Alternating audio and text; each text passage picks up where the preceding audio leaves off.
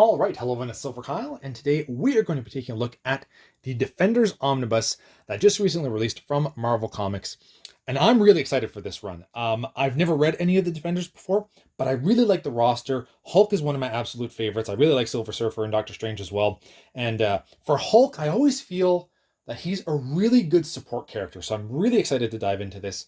But I don't know how I feel about this cover art. Normally, I always prefer the when you get the actual comic book issue, so the art follows the style that we have for the actual material.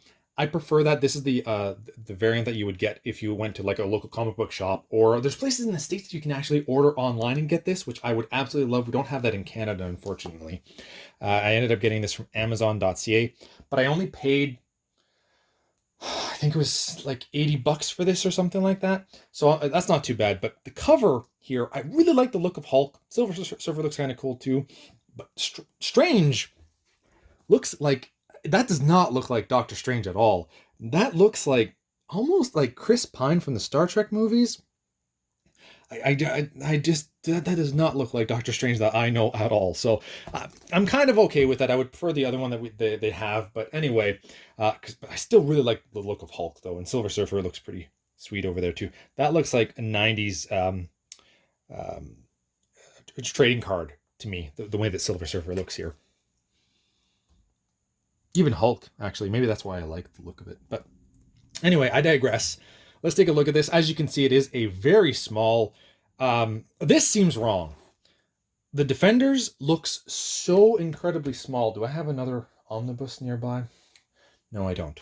Crap, normally I always do. But anyway, that is incredible. That font is ridiculously small. Like this is already a rather small omnibus. It's only 768 pages. But this just looks weird. This is volume 1. And let's look at the beautiful artwork that they have for the covers.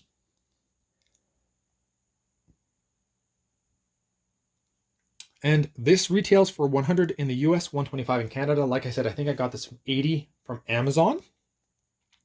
And it collects Doctor Strange 183, The Submariner 22 and 34-35, The Incredible Hulk 126, Marvel feature 1-3, The Defenders 1-19, Giant Size 1 and 2, and the Avengers 116, 118, and material from the Avengers 115.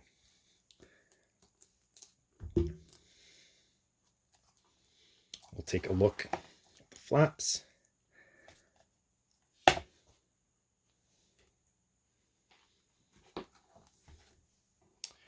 And the actual book itself has a different font and color for the Defenders. That's kind of cool.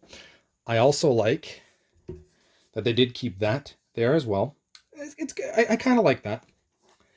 And the back actually has some art. Normally, when it's a black hardcover like this, they don't add any extras. So that I'm kind of digging that. And because it's only 768 pages, they did a pretty good job with the binding of this book. I feel that we're going to get... It opens up relatively nicely. I didn't stretch it out a crazy amount. As you can see, I probably should have maybe for this first page, but it's not too bad. The hardcover is touching here. It is laying flat. We have the table of contents will be right after this. This is everybody that worked on the project, and I like that they show you specifically who was working on it, on which issue. I really like that kind of stuff because that's the way that I'm still relatively new in the sense of learning inkers, letterers, colorists, all that kind of stuff. So it's all, I really do appreciate seeing this kind of stuff. And this stuff right here, the contents, the table of contents is my jam. So this is late 1969 and early 70s work up into the mid 70s that we get for this Defenders run. We get the intro by Roy Thomas. Nice little intro too, from 2008. And then it dives right into it. And what I like about this too for Marvel, especially the older stuff, they tend to always do this, is that they keep the actual cover. So you get the cover and they show you what it looked like when it was an actual comic. I love this. Sometimes they just give the virgin covers. I would prefer the virgin covers, honestly, to be extras. That's where I would like them. So when I see like older books like this, You get the table of contents, you get the actual covers, you get page numbers. It's excellent. And usually they do a very good job with the binding of the book as well. We're 16 pages in and it's laying flat. There's not really not a lot of gutter loss. And we'll kind of just go through this to kind of show you the art in here. How it stays open and all that. There's not really a lot of two-page spread. Some stuff with Atlantis and Silver Surfer. There's a bit of gutter loss. If there would be gutter loss if, well, a little bit with the writing there. I mean, I'm opening it up here, but yeah, there's a little bit of gutter loss, I guess. So I could stretch it out a little bit more. Yeah, because it's really kind of popping out there. I think that's the cover that you can get if you get it from the comic book shops or the places in the US that allow you to get that. I wish they had that in Canada. Oh man. I mean, I could pay the retail price for these, but I don't like doing that because I buy so many Omnibus.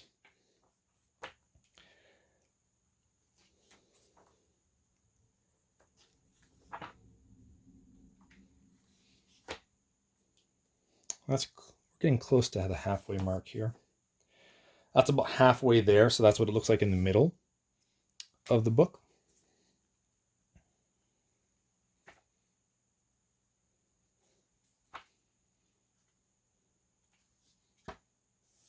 I feel that the first half of the book, it seemed like there was a bit more gutter loss, and now it's kind of opening a little bit nicer near the end.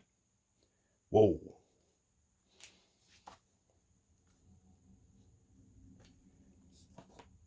All right, and now we'll just go to the end to show the extras, and then we'll show you the binding as well. Now the paper quality, before I get into that though, it's weird. Some of the issues, it's like a nice gloss. This is a little bit rougher. It's still glossy, but not the best kind of gloss that you could get. And even the pages where they were very glossy, they're glossier than the others. It's not like the perfect, a very smooth gloss. This is very hard to explain, but there's very nice gloss, there's glossy, and then there's low quality gloss. This book has the medium and the lower quality glossy kind of paper, just to give you an idea. And it's weird that they go back and forth. They did that with Inferno as well. Inferno was much more noticeable though, in terms of the lower quality gloss. That's a cool image of Hulk right there. All right, extras. I don't think that there was a lot.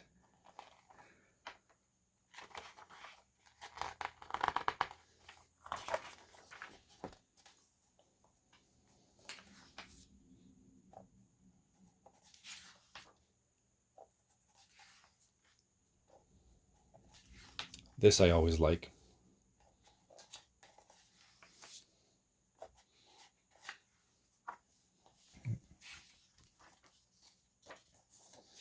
Some variants. Oh, not a lot there. All right, so we'll just take a quick look at the binding. So it is sewn binding, as you would expect. Let's go in the middle-ish, about right there. So it is a smaller book, so you're not getting a crazy big eye, but it is there. And I didn't have to do a crazy amount of stretching for it either.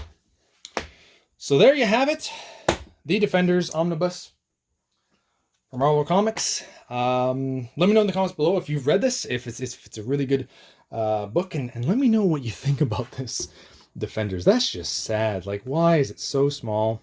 I have no idea. So anyway, thank you all for watching. You have been bearded in Beardage.